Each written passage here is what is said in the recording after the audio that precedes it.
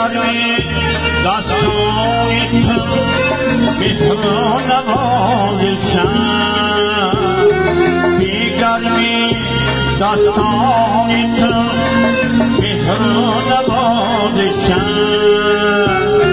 سرم کاشانم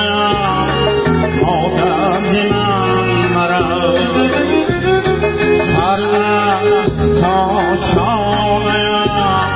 مادر من مرا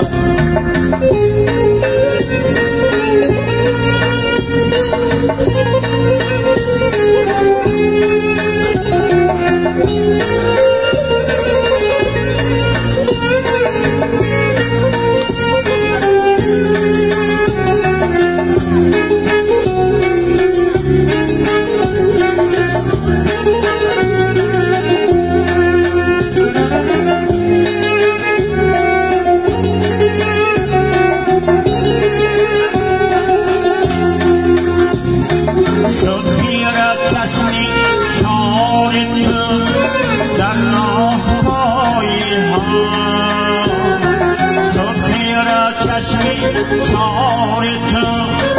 در راه پای ها روی تو نوری خانه مادر من مرا روی تو نوری خانه مادر من مرا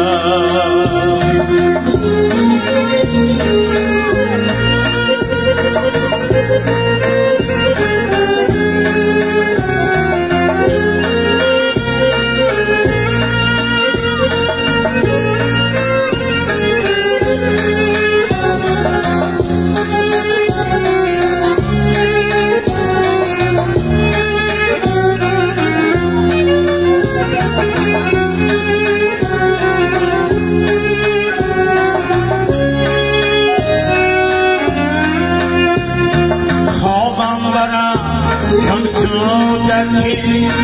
در روی جانم خوابم برم چون تو دکی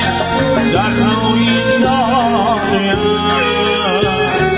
آخر مکن افسانه